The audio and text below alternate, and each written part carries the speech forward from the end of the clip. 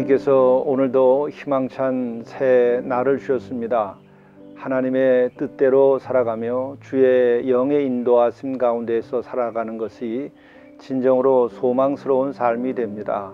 헛되지 아니한 삶이 됩니다. 오늘도 주의 은혜와 인도하심 가운데에서 하루를 사실 수 있기를 간절히 바랍니다. 오늘은 6월 11일 함께 묵상하도록 하겠습니다. 유대인에게나 헬라인에게나 하나님의 교회에나 거치는 자가 되지 말고 나와 같이 모든 일에 모든 사람을 기쁘게 하여 자신의 유익을 구하지 아니하고 많은 사람의 유익을 구하여 그들로 구원을 받게 하라.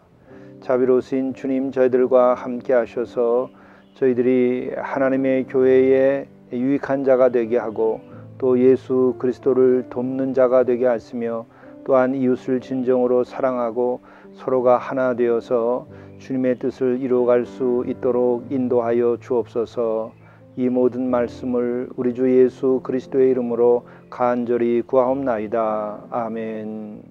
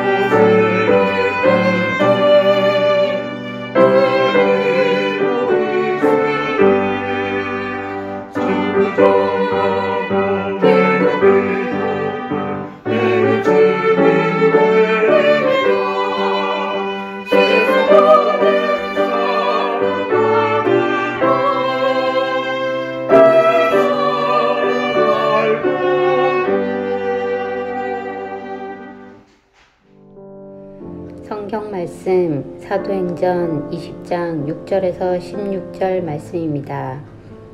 우리는 무교절 후에 빌립보에서 배로 떠나 닷새 만에 드로아에 있는 그들에게 가서 이래를 머무니라.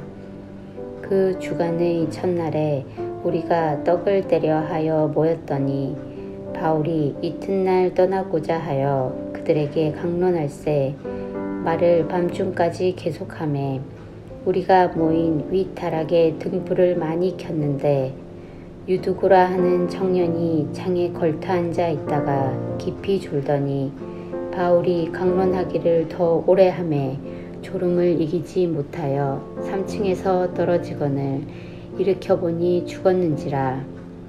바울이 내려가서 그 위에 엎드려 그 몸을 안고 말하되 떠들지 말라 생명이 그에게 있다 하고 올라가 떡을 떼어 먹고 오랫동안 곧 날이 새기까지 이야기하고 떠나니라. 사람들이 살아난 청년을 데리고 가서 적지 않게 위로를 받았더라. 우리는 앞서 배를 타고 아소에서 바울을 태우려고 그리로 가니 이는 바울이 걸어서 가고자 하여 그렇게 정하여 준 것이라. 바울이 아소에서 우리를 만나니 우리가 배에 태우고 미둘레네로 가서 거기서 떠나 이튿날 기오 앞에 오고 그 이튿날 사모에 들르고 또 그 다음날 밀레도에 이르니라. 바울이 아시아에서 지체하지 않기 위하여 에베소를 지나 배 타고 가기로 작정하였으니 이는 될 수 있는 대로 오순절 안에 예루살렘에 이르려고 급히 가미러라. 이것은 하나님의 말씀입니다. 오늘 하나님의 말씀은 사도행전 20장 1절부터 16절입니다. 그 가운데에 6절부터 16절에 나오는 말씀을 중심으로 해서 말씀을 전하겠습니다. 오늘 이 사도행전의 말씀은 바울 사도의 선교 이야기입니다. 바울 사도의 선교 이야기 가운데에 구약에서 안식일을 지키던 것이 이제 신약의 시대 주님이 오셔서 부활 승천하신 다음에 주일을 지키게 되는데 그 주일을 지키게 된 일에 관한 흔적이 여기에 나와 있습니다. 또한 초대교회가 어떻게 주일을 지켰는가에 대한 그 흔적도 이야기가 나와 있습니다. 그리고 또한 오늘 이 말씀 가운데에는 사도 바울이 어떠한 영성을 가지고 얼마나 뜨겁게 선교의 열정을 불태우며 살았는가, 또 그가 얼마나 주의 영 성령을 사모했는가 하는 말씀이 오늘 말씀 가운데에 있습니다. 6절 말씀을 보게 되면 우리는 무교절 후에 빌립보에서 배로 떠나 닷새 만에 드로아에 있는 그들에게 가서 이래를 머무니라. 이것은 단순한 선교의 이야기입니다마는 여기에서는 초대교회 그 당시에 디아스포라들, 그 유대 땅에서 핍박을 피해서 흩어져 나갔던 그 지중해 연안에 살던 유대인들의 그 신앙의 모습이 여기에 담겨져 있는 것입니다. 무교절 후에 빌립보에서 배로 떠나서 드로아로 갔다, 이렇게 되죠. 이 내용 속에는 디아스포라들이 무교절을 잘 지켰다, 6월절 절기를 잘 지켰다라고 하는 의미가 여기에 포함되어 있는 것입니다. 무교절 후에, 무교절을 잘 지킨 다음에 라는 의미가 포함되어 있는 것이죠. 곧 6월절 절기가 끝나기를 기다렸다가 6월절을 잘 지키고 그 절기 후에 비로소 움직이기 시작했다라는 것입니다.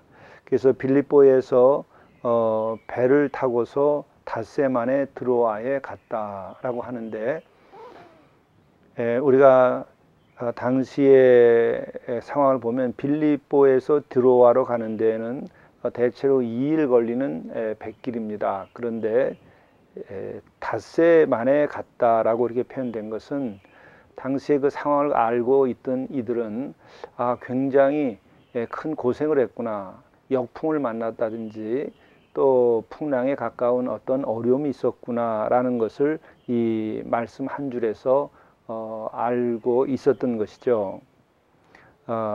그리고 또한 드로아에 가서 바울은 이래를 머물었다라고 그 바울의 선교 여행의 이야기를 보도하고 있습니다. 그리고 그 다음에 나오는 이 말씀이 대단히 중요합니다. 그 주간의 첫날에 우리가 떡을 떼려 하여 모였더니, 이것이 바로 이제 주의를 지키게 된 이야기를 담고 있는 것입니다. 이것은 설명이 필요하고 여러분들이 꼭 아셔야 될 것이죠. 주간의 첫날에 라고 하는 것은 옛 번역을 보게 되면 안식 후 첫날이라고 하는 복음서에 나오는 표현과 같은 것입니다. 안식 후 첫날에 어떤 일이 있었습니까? 예수께서 부활하셨다는 것이죠. 안식 후 첫날에, 그 주간의 첫날에, 안식의 일은 금요일 저녁부터 시작해서 토요일 저녁까지 진행되는 것이죠. 그것을 지난 다음 첫날이니까 주일이 되는 것입니다.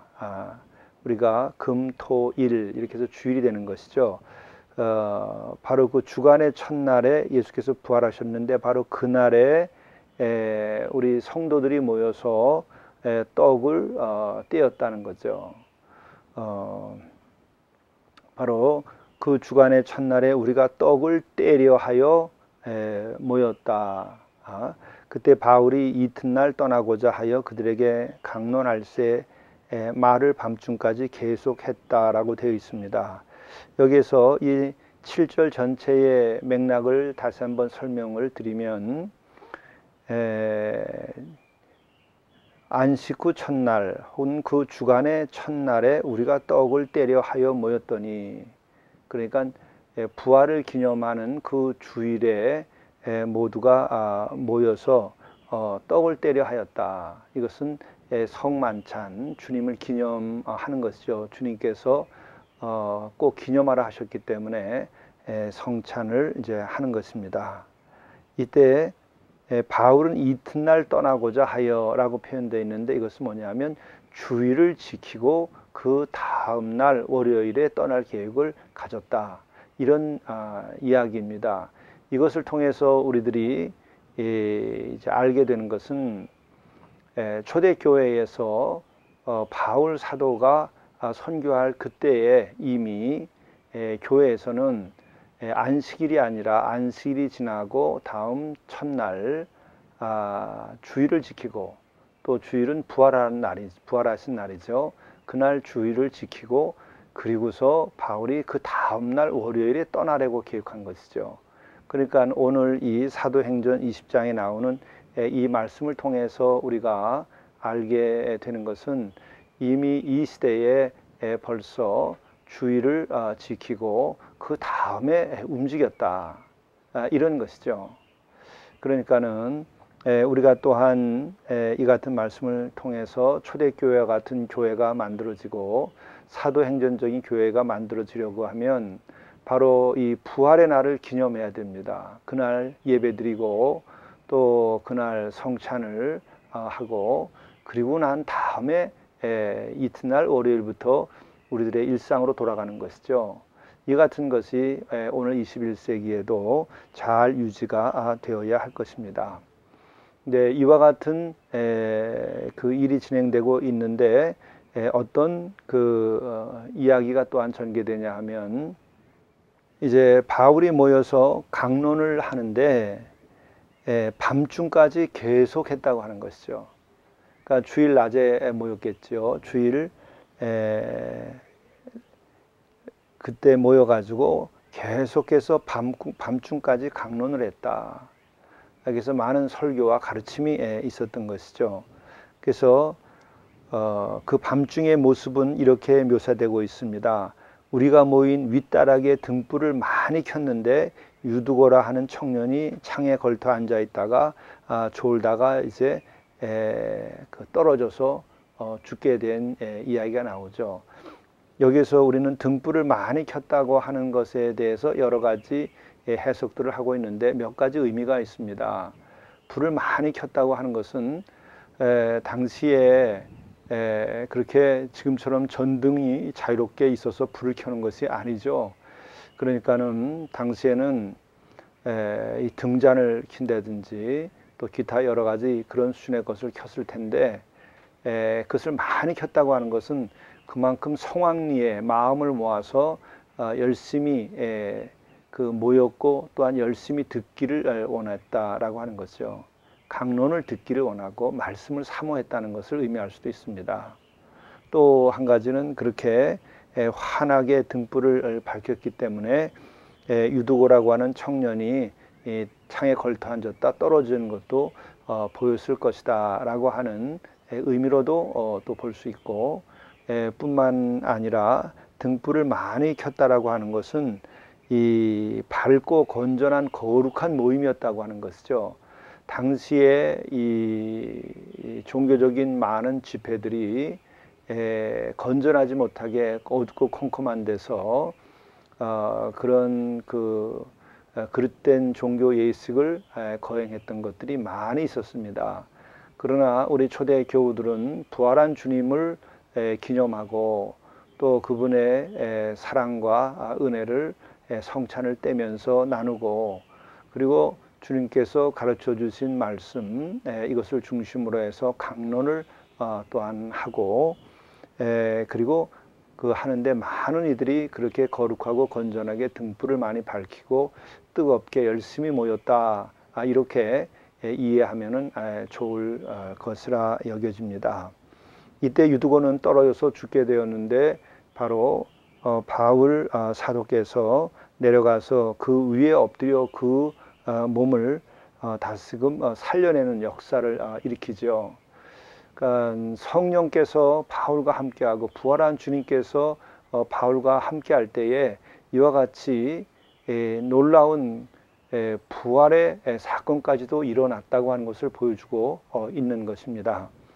예수께서 이미 제자들에게 이제 보혜사 성령을 너희에게 보내줄 텐데 너희들이 그것을 받으면은 땅 끝까지 이르러서 나의 증인이 되는 것뿐만 아니라 또 다른 말씀을 한 것이 있었죠. 너희들이 앞으로 나보다 더한 것을 할 수도 있을 것이다 라고까지 놀라운 약속을 해주셨어요.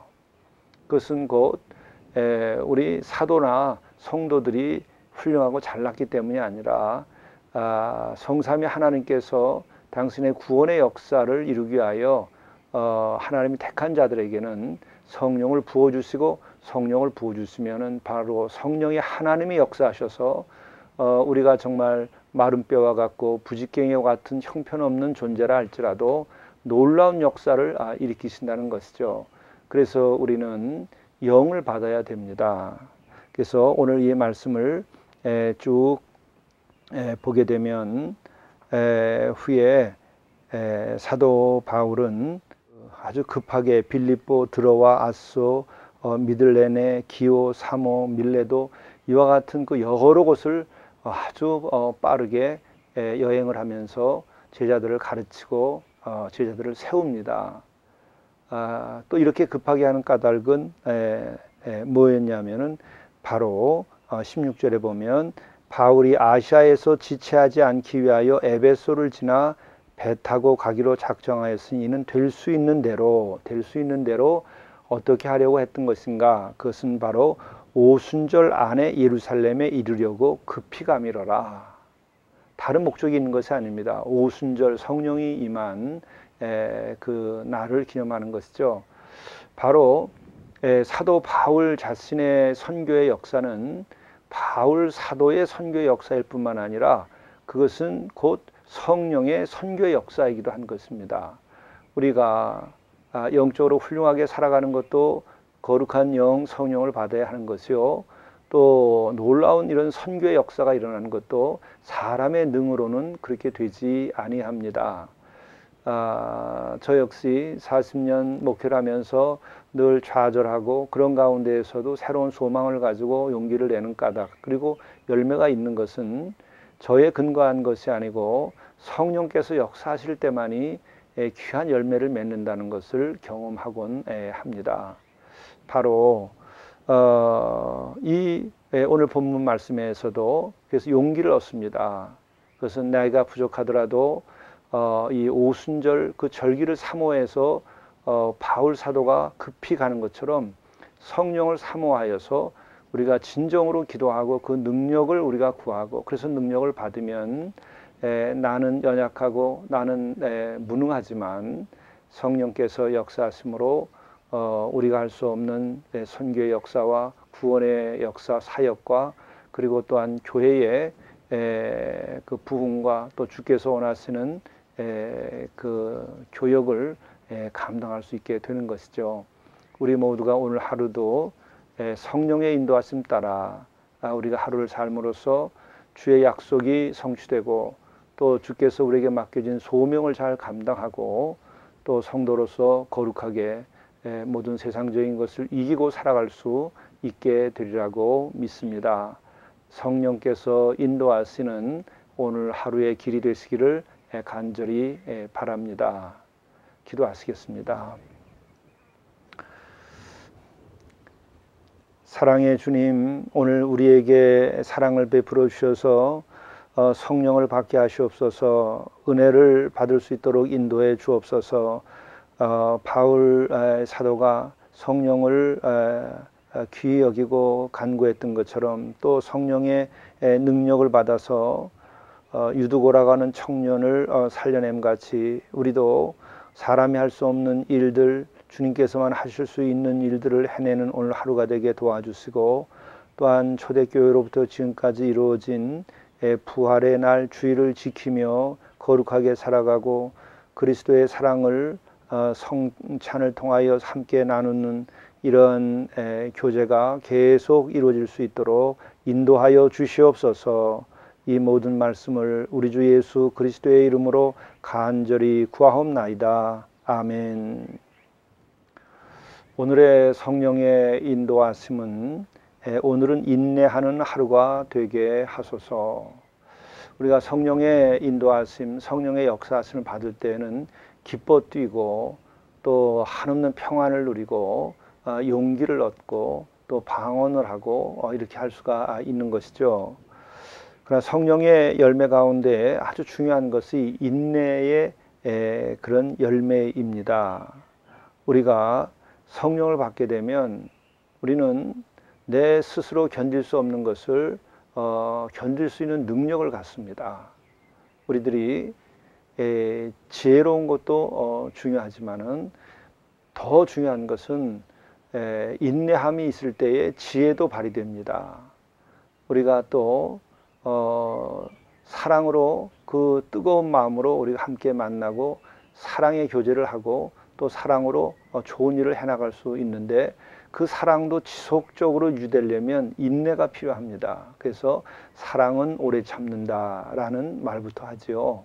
바로 우리가 성령의 열매로서 우리의 인격 한복판에 인내가 자리 잡아서 사랑을 하더라도 인내하며 또 우리가 평화를 누리며 살아갈 때에도 그 평화를 인내하며 평화를 계속 유지해 갈 수 있도록 하고, 또 우리가 주의 일을 하더라도 또 오늘 하루를 일을 하면서도 인내하며 참으며 나아갈 때에 우리의 삶에 귀한 거룩한 열매들이 많아질 것이요, 또 우리에게 주어진 하나님의 약속이 마침내 이루어지게 될 것입니다.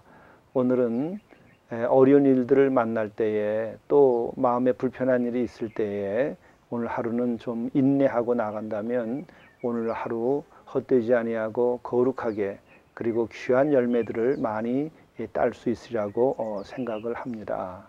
감사합니다. 하늘에 계신 우리 아버지여, 아버지의 이름이 거룩히 여김을 받으시오며 나라가 임하시오며 뜻이 하늘에서 이루어진 것 같이 땅에서도 이루어지이다.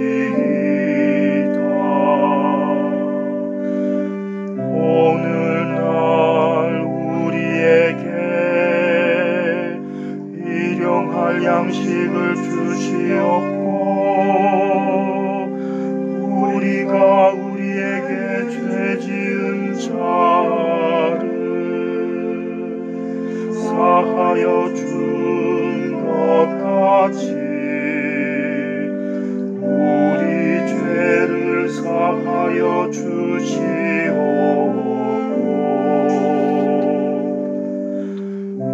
우리를 시험에 들게 하지 마시옵고 다만 악에서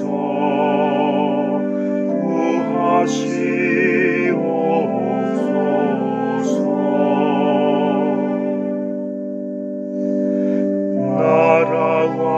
나라와 권세와 영광이 아버지께 영원히